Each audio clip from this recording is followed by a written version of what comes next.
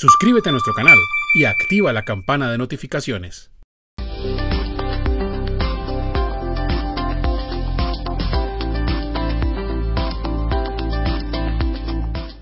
¿Cuál es la estructura y los elementos que exigen las NIA para la elaboración de los papeles de trabajo?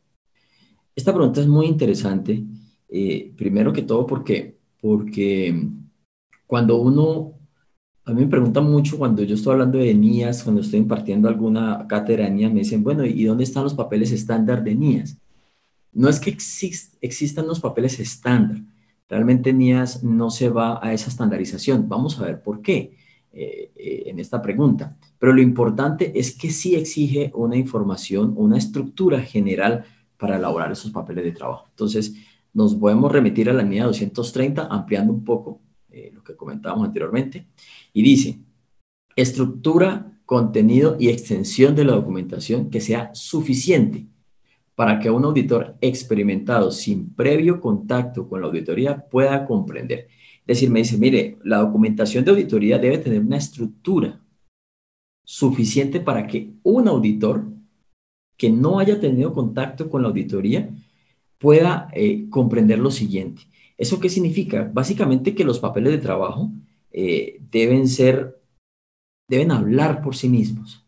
Alguien que tenga la formación de auditor debe comprender desde el título, fecha, objetivo, elaboración, trabajo desarrollado, conclusiones, debe comprenderlo sin que haya un interlocutor, sin que el que los preparó tenga que estar ahí presente para que el tercero o el auditor los comprenda. En todo caso, que ese auditor pueda comprender la naturaleza, qué tipo de pruebas se está haciendo, qué compromiso se tiene, el momento y el alcance de los procedimientos, cuándo lo realicé, cuál es el alcance, qué saldos estoy cubriendo, quién lo elabora, quién lo revisa. Es importante que tengan esa información. Que en ocasiones se coloca arriba, en ocasiones se coloca abajo como una firma, en ocasiones si tengo un programa de auditoría va dentro de la firma el documento de forma digital, pero siempre es importante que se sepa quién lo realizó y cuándo lo realizó. El resultado de los procedimientos con base en la evidencia de la auditoría, eso en la estructura es muy importante. Yo, si planteo un objetivo en papeles de trabajo y concluyo, debe haber coherencia y siempre esa conclusión debe ser con base en la evidencia obtenida. Yo no puedo obtener una conclusión de los procedimientos realizados diferente a la evidencia auditoría, basado en la evidencia auditoría. Las conclusiones alcanzadas y los asuntos relevantes identificados, incluyendo las discusiones sobre esos asuntos significativos con la dirección y los responsables del gobierno. ¿Ok? O sea que es una comunicación de doble vía, siempre, regularmente que haya un asunto relevante, un asunto significativo, debo discutirlo con la administración, o con la dirección, a no ser que en algún momento considere que es inapropiado y lo deba comunicar directamente a los responsables del gobierno. Pero también está en NIA 500. Me dice, evidencia de auditoría, el auditor diseñará y aplicará procedimientos de auditoría que sean adecuados teniendo en cuenta las circunstancias. Y aquí es vital porque miren que no es un estándar de papel de trabajo, no es un estándar del procedimiento que deban realizarse. Nosotros no podemos dejar de lado nuestro escepticismo, nuestro juicio profesional.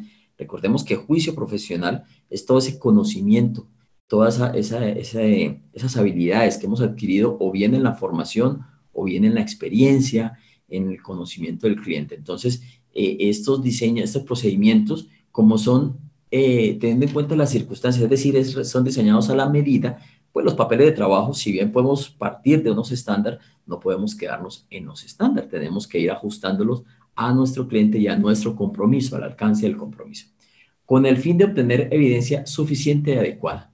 Entonces, cuando el revisor fiscal, que existen muchos papeles estándar, cuando el revisor fiscal esté frente a un papel estándar, debe preguntarse si ese papel realmente responde de manera eficiente a los riesgos que previamente ha identificado. Si no es así, debe modificarlo, debe ajustarlo a la realidad.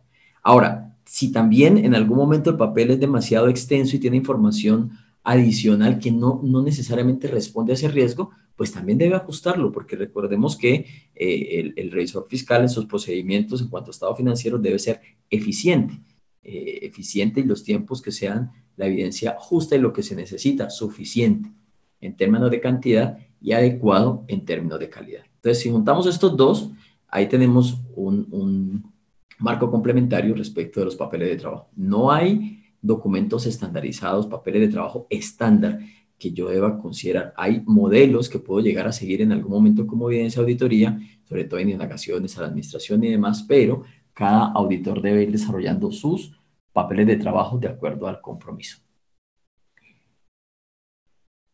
Ahora, no exige la NIAS una estructura estándar, como decía, pero normalmente los papeles de trabajo, para poder llegar a esa conclusión y cumplir con lo que me está diciendo NIAS, como mencionaba ahorita, debe tener un título o una descripción del contenido, el nombre del cliente o del compromiso, la descripción de ese compromiso, si es una revisoría fiscal, a qué corte, si es de anual, semestral, trimestral, si es una auditoría externa en algún momento, la fecha de cierre del compromiso, es decir, al 31 de diciembre, si es al 31 de diciembre, junio, marzo, el periodo que corresponda, la fecha en que se preparó y revisó, el nombre de quien lo preparó y lo revisó, las fuentes de donde se obtienen los datos. Y aquí no quiero que dejemos de lado algo, y es cada vez que nosotros preparemos un papel de trabajo y obtengamos información preparada por la entidad, debemos realizar procedimientos para asegurar la integridad de la información.